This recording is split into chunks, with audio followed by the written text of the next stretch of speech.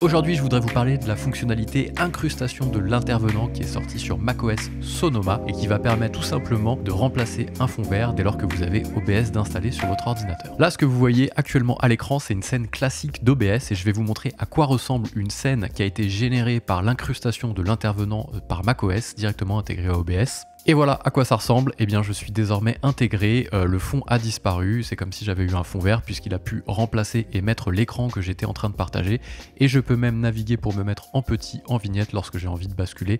Les effets sont juste magnifiques, et désormais je suis en petit en bas à gauche. Je sais pas si vous m'aviez vu, je me suis désormais mis là.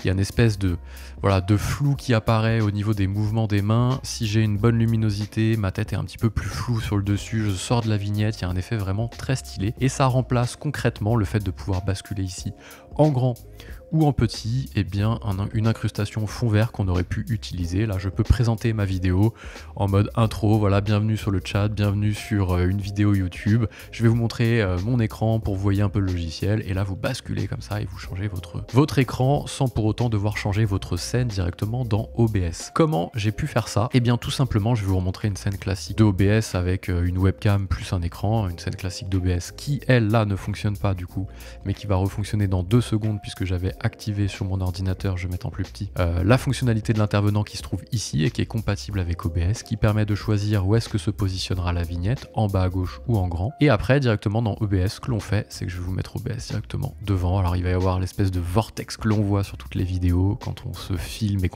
et qu'on tourne en boucle. Et en fait, la scène à activer, c'est une scène qui s'appelle écran seul, enfin que vous créez votre propre scène, pardon, avec simplement votre écran. Donc ici, je disparais, vous ne me voyez plus, et c'est à ce moment-là, parce que j'ai pas mis en fait au niveau des sources ma webcam, c'est à ce moment-là qu'en activant ici l'incrustation de l'intervenant, je vais apparaître directement soit en petit en bas, puisque je vais m'intégrer dans l'écran, donc ce qui veut dire que dans OBS, je ne vais pas avoir besoin d'activer une source de type webcam, puisque je serai directement intégré grâce en fait au filigrane généré par Mac sur l'écran, et je vais pouvoir me mettre en petit ou en plus grand comme ça, avec désormais la fenêtre derrière et l'espèce de vortex qui apparaît juste là, avec la possibilité aussi de mettre des petites réactions, hein. Du coup je peux carrément afficher des réactions en même temps, que ça soit en grand ou en petit, les réactions fonctionnent. D'ailleurs j'en ai eu une qui est apparue, le petit pouce, quand j'ai généré ici ma webcam en grand.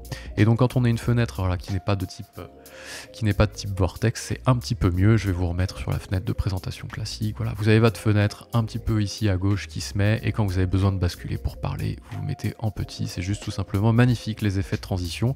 J'ai pas regardé encore si on pouvait générer ces effets de transition sur un raccourci Stream Deck. Je vais aller vérifier ça. Mais bon, globalement, si on a juste à ouvrir ça et faire ça, ça le fait. Ça évite même d'avoir un Stream Deck.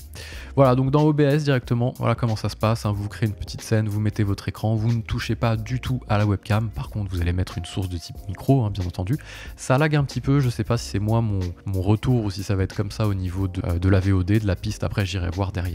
Mais en tout cas, voilà, c'est généré directement par Mac, et vous pouvez même après utiliser, je le disais sur votre webcam, les effets, donc éclairage studio, pour vous mettre un petit peu une vignette supplémentaire pour pouvoir atténuer, le mode portrait qui va venir mettre du flou sur les choses qui sont en arrière-plan. Moi j'ai pas vraiment d'arrière-plan très profond, donc c'est pas hyper stylé, mais si vous aviez un arrière-plan, vous auriez eu un flou d'arrière-plan derrière. Et les réactions, bien entendu, que vous pouvez activer ou non, hein, tout un tas de réactions hyper sympa que vous allez pouvoir activer directement sur votre stream sans pour autant avoir besoin d'avoir des scènes très compliquées, puisque lorsque vous voulez changer de petit en grand, vous avez juste besoin d'ouvrir ici les incrustations de l'intervenant et vous basculez en bas à gauche tout simplement. Tac. Et donc les incrustations de l'intervenant, vous tapez incrustation de l'intervenant, ça vous explique ici un petit peu. C'est une fonctionnalité Mac depuis Sonoma, hein, macOS 14. Si cette vidéo vous a plu, n'hésitez pas à mettre un petit like. Si vous avez des questions, ça se passe en commentaire. N'hésitez pas à vous abonner. Sur cette chaîne, on parle de logiciels et de productivité. À bientôt.